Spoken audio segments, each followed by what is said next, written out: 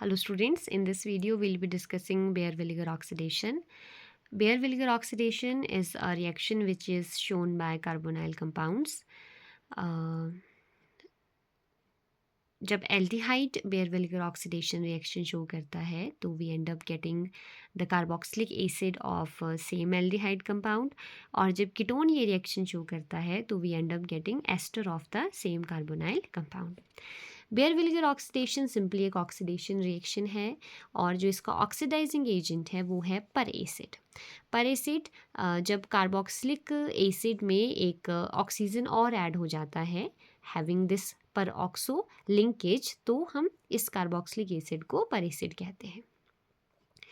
तो here I have taken example जहाँ पे दिस इज़ अ कीटोन का reaction is being done by the पर एसिड. यहाँ पे दिस इज़ पर ऑक्सी इथेनोइक एसिड, और प्रोडक्ट में हमारे पास एक एस्टर फॉर्म हुआ है.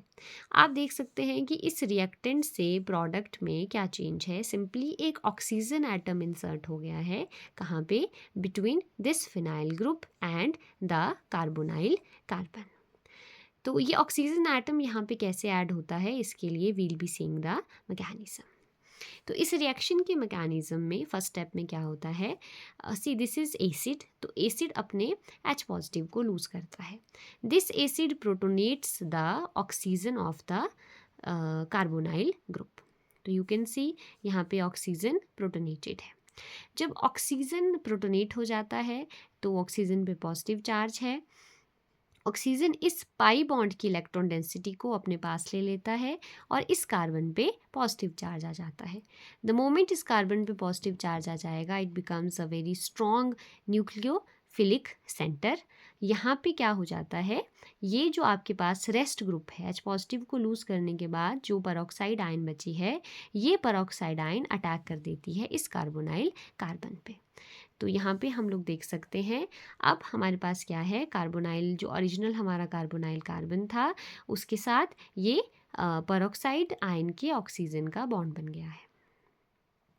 अब क्योंकि ये जो ऑक्सीजन ऑक्सीजन की परऑक्सो लिंकेज है ये काफ़ी वीक है, ये बॉन्ड बहुत वीक है due to the electronic repulsion between two oxygen atoms.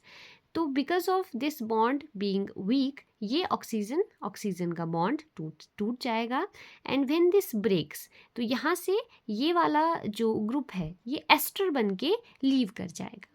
The moment ये एस्टर बन के लीव कर जाएगा इस वाले ऑक्सीजन पे पॉजिटिव चार्ज आएगा. जब इस ऑक्सीजन पे पॉजिटिव चार्ज आता है तो ये कार्बन और फिनाइल रिंग का जो बॉन्ड है ये टूट जाता है, और ये जो फिनाइल रिंग है ये यहाँ से माइग्रेट करके इस ऑक्सीजन के पास चली जाती है. तो नेक्स्ट स्टेप में आप देख सकते हैं हमारे पास क्या बना है, ये जो हमारी फिनाइल रिंग थी ये इस कार्बन से माइग्रेट होके ऑक्सीजन के पास चली गई, और इस कार्बन पे पॉजिटिव चार्ज रह गया, और इस कार्बन के पॉजिटिव चार्ज को न्यूट्रलाइज करने के लिए ऑक्सीजन के लोन पेयर आ जाते हैं. तो इवेंचुअली हमें यहाँ पे कार्बन डबल बॉन्ड O बन गया. आखिरी स्टेप में ये H पॉजिटिव यहाँ से बाहर चला जाएगा और हमारे पास एक एस्टर बन गया. तो BVO रिएक्शन में सिंपली क्या हुआ, ये जो ऑक्सीजन का एटम था जो कहाँ से आया, पर एसिड ग्रुप से आया, ये इंसर्ट हो गया between the carbonyl carbon and the phenyl group. जब ये एस्टर बन के बाहर जाएगा तो यहाँ पे हमारे पास या तो फिनाइल रिंग माइग्रेट हो सकती है या फिर ये R ग्रुप माइग्रेट हो सकता है.